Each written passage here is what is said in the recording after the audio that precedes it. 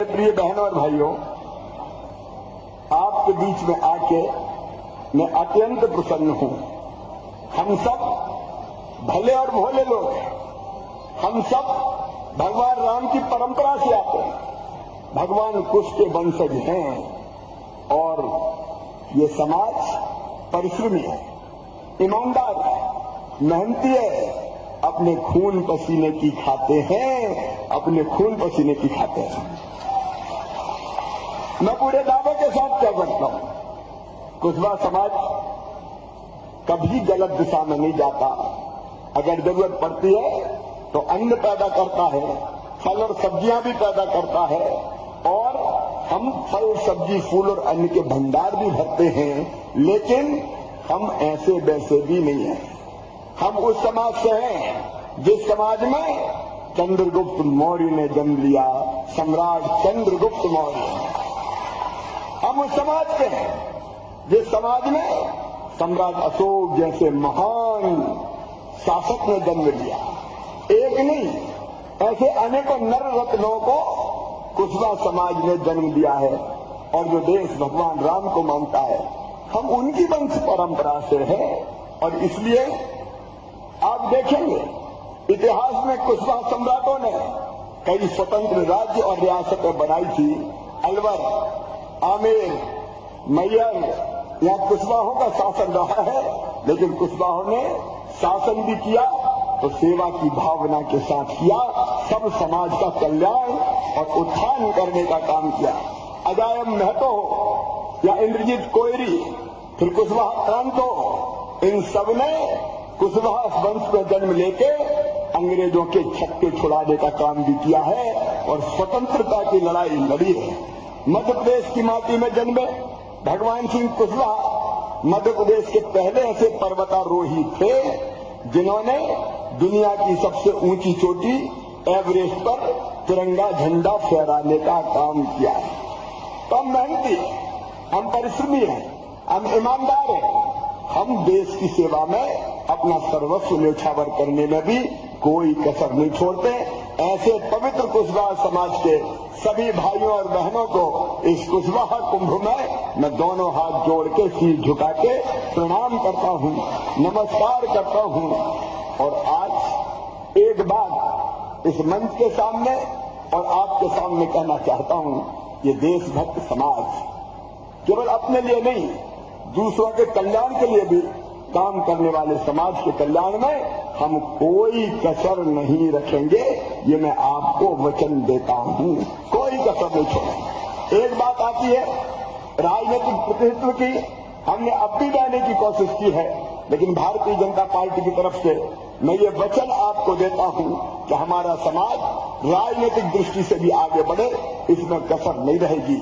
मेरी बहनों और मेरे भाइयों, ये भारतीय जनता पार्टी की सरकार, हम लोगों ने फैसला किया कुशवाहा समाज और अन्य पिछड़ा समाजों के लिए कि हम, चाहे वो चुनाव हो, बीच में कांग्रेस के षड्यंत्र के कारण ऐसी स्थिति बन गई थी कि पिछड़ों का आरक्षण ही खत्म हो गया था और कोर्ट ने, माननीय सर्वोच्च न्यायालय ने यह आदेश दिया था कि बिना पिछड़े वर्ग के ही चुनाव संपन्न कराए जाएं। लेकिन हमने ये ठान लिया था कि बिना पिछड़े वर्ग के, बिना कुशवाहा समाज के पंचायतों के और नगरीय निकाय के चुनाव नहीं होंगे। हमने उसके लिए लंबी लड़ाई लड़ी। आज उसके विवरण में मैं नहीं जाना चाहता, लेकिन अंततः सफलता मिली और आरक्षण के साथ चुनाव संपन्न हुए। मेरे प्रिय बहनों और भाइयों, नौकरियों में 27% रिजर्वेशन देने का काम लगातार बीजेपी की सरकार कर रही है। मैं उन सब चीजों के बहुत विस्तार में नहीं जाता, लेकिन हम जानते हैं हम सब किसान हैं, अधिकतर खेती करते हैं। अभी हमने सागर जिले में गोपाल जी बैठे हैं, रैली में गलाकोटा में उद्यान की महाविद्यालय खोलने का फैसला किया है। और ये महाविद्यालय वही होगा जो फल फूल सब्जी आधुनिक ढंग से उगाने के तरीकों को बताएगा और रोजगार के भी कई द्वार खोलेगा। आज मैं 3 चीजें आपसे कहना चाहता हूं मेरे प्रिय बहनों और भाइयों। मैं आपके साथ, भारतीय जनता पार्टी की सरकार आपके साथ, हम लगातार आगे बढ़ रहे हैं, लेकिन 3 कामों पर हमको ध्यान देना चाहिए। नंबर 1, हमारे बच्चे प्रतिभाशाली, हमारे बच्चे पढ़ने लिखने में कम नहीं है, आगे बढ़ भी रहे हैं। लेकिन एक बात मैं आज आपको कहना चाहता हूं कि हमारे बच्चे और बेहतर ढंग से कैसे पढ़ सकते हैं, उसकी चिंता समाज करने का काम करे। एक फैसला हमने किया कि अपने समाज के भी बेटा बेटी हो, मेधावी है, प्रतिभाशाली है, और मैं आज आपसे कहते जा रहा हूं, अपनी प्रतिभा के कारण, अपने टैलेंट के कारण, अपनी योग्यता के कारण अगर उनका एडमिशन मेडिकल कॉलेज में होता है या इंजीनियरिंग कॉलेज में होता है तो फीस बहुत ज्यादा होती है। साल भर 5 साल की फीस 70 लाख 80 लाख रुपया साल प्राइवेट मेडिकल कॉलेजों में होती है। यहाँ भारत सिंह जी भी मंच पे, हमारे सारे नेता जो कुछ समाज की चिंता करते हैं, हमारे चाहे गोपाल जी हो, भूपेंद्र जी हो, अरविंद जी हो या हमारे गोविंद भाई हो, मैं सबके बीच में कह रहा हूं कि अगर मेडिकल इंजीनियरिंग कॉलेज में हमारे बच्चों का अपने टैलेंट और प्रतिभा के कारण एडमिशन होता है और गरीब परिवार से हम अगर कोई आते हैं, किसान परिवार से या गरीब परिवार से, तो फीस की चिंता मत करना। उनकी फीस माता पिता नहीं भरवाएंगे, मामा भरवाएगा, भारतीय जनता पार्टी की सरकार भरवाएगी। एक फैसले के बारे में आज मैं जरूर आपको जानकारी देना चाहता हूं। देखो कैसे कैसे षड्यंत्र कांग्रेस ने किए। हमारा देश आजाद हुआ, आजादी के बाद अंग्रेजी का साम्राज्य खत्म हो जाना चाहिए था, लेकिन मुट्ठी भर लोगों ने, इसलिए कि केवल बड़े घरों के बेटा बेटी बड़े पदों पर पहुंचे, इसलिए अंग्रेजी हम पर थोप दी। मेडिकल की पढ़ाई कायम होगी, बोले अंग्रेजी में होगी, इंजीनियरिंग की पढ़ाई कायम होगी, बोले अंग्रेजी में होगी। अब आप बताओ मेरे बहन और भाइयों, हम गांव में पैदा हुए, शहरों में पैदा हुए, बताओ अपने बच्चे अंग्रेजी जानते हैं क्या? अरे जोर से बताओ, जानते हैं क्या? नहीं जानते हमारे बच्चे, अंग्रेजी में पैदा नहीं हुए। हम हिंदुस्तानी हैं, हम हिंदू हैं, हम भारतीय हैं, तो हम तो हिंदी बचपन से ही बोलते हैं। अब भाषा का योग्यता से कोई संबंध नहीं होता। ये थोड़ी कि अंग्रेजी पढ़ने वाला विद्वान है, ये षड्यंत्र था। मैं आज आपको आगाह कर रहा हूं, ये षड्यंत्र था ताकि गरीब घर के बच्चे, पिछड़े समाजों के बच्चे कभी बड़े पदों पर ना पहुंच पाए। मुझे एक बच्चा मिला 2 साल पहले, मेडिकल कॉलेज में एडमिशन हुआ, 1 साल में पढ़ाई छोड़ के भाई आया। मैंने कहा तूने पढ़ाई क्यों छोड़ी?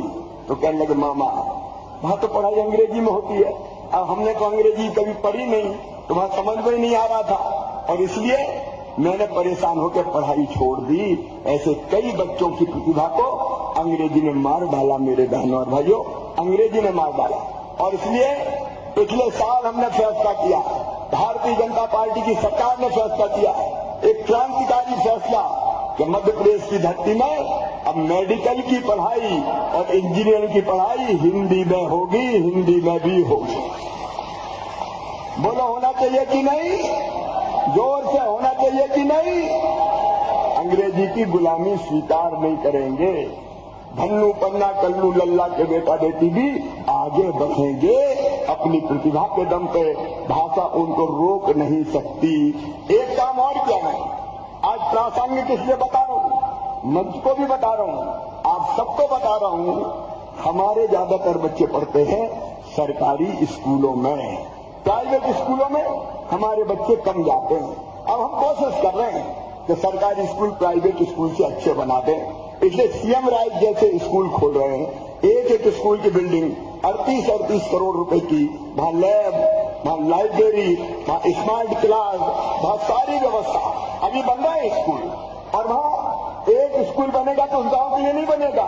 जैसे बड़े बड़े लोगों के बेटे बेटी बस में बैठ के स्कूल जाते हैं और बस बाद में छोड़ने जाती है, वैसे ही 25 गांव के बीच में एक सीएम राज स्कूल हम खोल रहे हैं। वहां से बस गांव गांव जाएगी, बच्चों को बिठाएगी, सवेरे स्कूल लाएगी और शाम को वापस स्कूल से घर पे छोड़ के आएगी।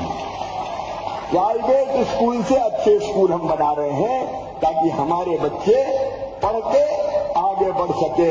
लेकिन जो बात मैं बताना चाहता हूं वो जरा ध्यान से सुनना। प्राइवेट स्कूल और सरकारी स्कूल में अगर मुकाबला करो तो मेडिकल की पढ़ाई में या इंजीनियरिंग की पढ़ाई में प्राइवेट स्कूलों के बच्चे ज्यादा सफल होते हैं सरकारी स्कूलों के कम हो पाते हैं। और ये बात मेरे दिल को चुभ रही थी, दिल को चुभ रही थी। वे सरकारी में कौन से बच्चे पढ़ते हैं? किसान के बेटे पढ़ती पढ़ेंगे, छोटे किसान, गरीब आदमी, हमारे जैसे लोग, कई हम में से ऐसे हैं जिनके बच्चे सरकारी स्कूल में पढ़ते हैं। तो सरकारी स्कूल के बच्चों का मेडिकल कॉलेज में कम क्यों हो? और इसलिए एक क्रांति की है। मैं मंच को भी कहना चाहता हूं, ये क्रांति है। हमने तय कर दिया कि सरकारी स्कूल के बच्चों के लिए 5% मेडिकल की सीटें रिजर्व कर देंगे, 5% रिजर्वेशन। उन 5% सीटों पर केवल सरकारी स्कूल के बच्चे ही मेडिकल कॉलेज में जाएंगे, प्राइवेट वाले वहां नहीं जाएंगे, ताकि अपने बच्चे आगे बढ़ सके। बोलो अच्छा किया कि नहीं किया? जोर से बताओ, किया कि नहीं? ये सामाजिक क्रांति है। समाज को बदल डालो। वो लोग जो पीछे रह गए विकास की दौड़ में, उनको बराबरी पर लाने के लिए विशेष प्रयास करने की जरूरत है। ऐसे अनेकों प्रयास कर रहे हैं। अभी अभी मेरी बहनें यहाँ बैठी है, मेरी बहनों, लाडली लक्ष्मी योजना बनाई पहले। लाडली लक्ष्मी योजना के बाद फिर मुख्यमंत्री कन्यादान योजना बनी, ताकि बेटी का जन्म बोझ न बन जाए। तो बेटियों की शादी भी मामा मुख्यमंत्री तो करवाएगा, तो मुख्यमंत्री कन्यादान में शादी, लाडली लक्ष्मी योजना। फिर हमने एक काम और किया, मकान, दुकान, जायदाद बहनों के नाम पे भी हो। इसलिए बहन के नाम पे कोई मकान, दुकान, संपत्ति खरीदेगा तो 1% केवल रजिस्ट्री का शुल्क लगेगा। भाई के नाम पे ज्यादा लगेगा, बहन के नाम पे कम लगेगा। तरकीब काम कर गई। अब कई भाई लोगों ने कहा तेरे नाम जमीन खरीद रहा हूं, रजिस्ट्री का पैसा बच जाएगा। तो बहनों के नाम पे तो जमीनें भी आने लगी। लेकिन एक योजना हमने बनाई, मुख्यमंत्री लाडली बहना योजना। और मैं मानता हूं कि अपने समाज की 99% बहनें उस योजना के अंतर्गत आएंगी। और उस योजना में तय किया कि हमारी बहन को कभी छोटे छोटे काम के लिए पैसे की जरूरत पड़ती है, बेटा बेटी आ गया और बोला माँ मुझे किताब दिला दे, कापी दिला दे, फलाना सामान दिला दे, तो बहन कई बार मजबूर हो जाती है पैसे के लिए, छोटी छोटी राशि के लिए पति से मांगती है। कई बार मायके जाना हो और मन ये करे कि भैया के बेटा बेटी को कोई सामान लेके चलूं, तो कई बार पैसे की मजबूरी सामने आती है। ये छोटे छोटे काम जिनके कारण बहन कई बार बेबसी महसूस करती थी। मेरी बहनों, उनके लिए बनाई मुख्यमंत्री लाडली बहना योजना। अब 10 जून से 1000 रुपया महीना, हर महीना 1000 रुपया हमारी बहनों के खाते में आएगा, ताकि उनकी जरूरत के छोटे छोटे काम ना रुके और वो आगे बढ़ सके।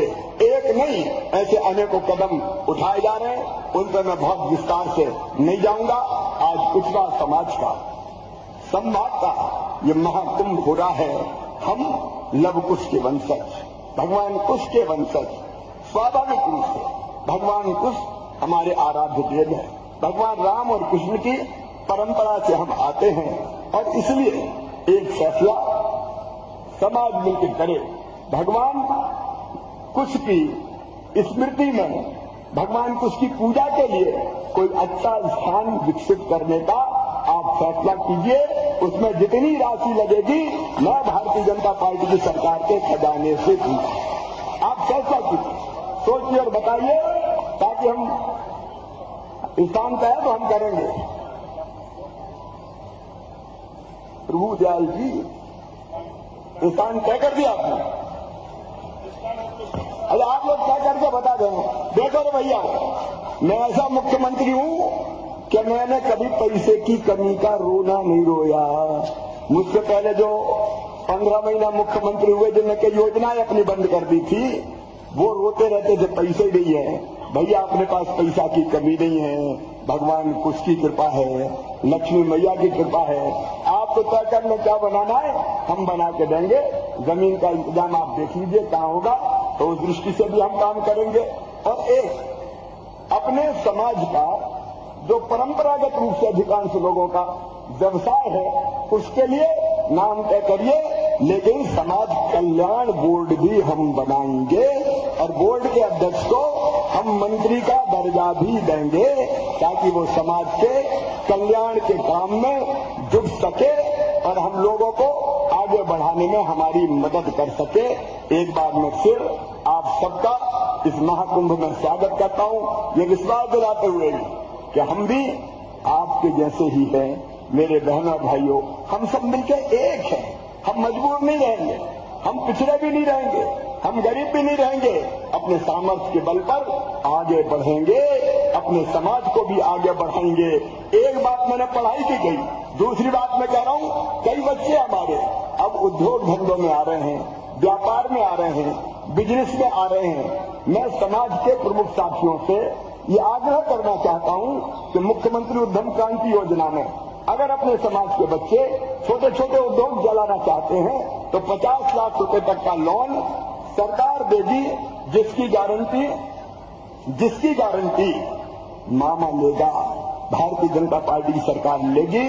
तो वो भी उसका भी इंतजाम आप सोच के करिए ताकि कई बच्चे उसका लाभ उठा सके।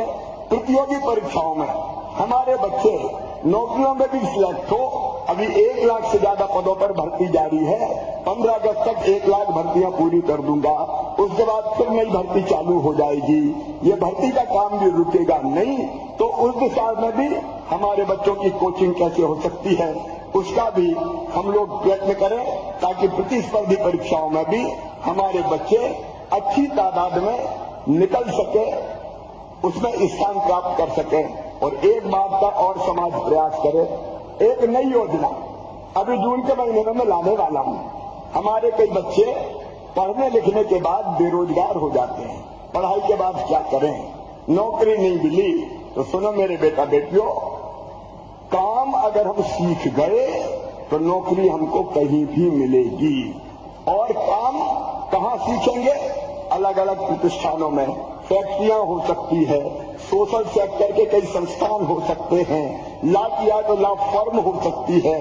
अलग अलग कई जगह हम तय कर रहे हैं। वहां हमारे ये बच्चे जिनने 12वीं पास की हो या जिनने BA BCom पास किया हो, वहां जाके काम सीखेंगे तो काम सीखने के भी 8,000 रुपया महीना उन बच्चों को दिए जाएंगे, साल भर 8,000 रुपया, ताकि उसके बाद काम सीखकर वो अपना काम प्रारंभ कर सके। मैंने सुझाव दिया, तभी पीछे से लिख के आ रहा है कि ये बनाना चाहिए। देखो भैया, हम मंदिर प्लस धर्मशाला के लिए 10 करोड़ रुपए की व्यवस्था कुशवाहा समाज के लिए करेंगे ताकि हम ढंग से अपना मंदिर भी भगवान कुछ का और उसके बाद विशाल धर्मशाला जिसमें छात्रावास भी हम कंबाइंड कर सकते हैं, वो छात्रावास भी बने ताकि हमारे बच्चे पढ़े। अब ये दोनों 5-5 ही मांगे, दोनों हो गए 5 + 5, ठीक है भैया? अरे जोर से बोलो तो बोलो सियावर रामचंद्र की, कुश भगवान की।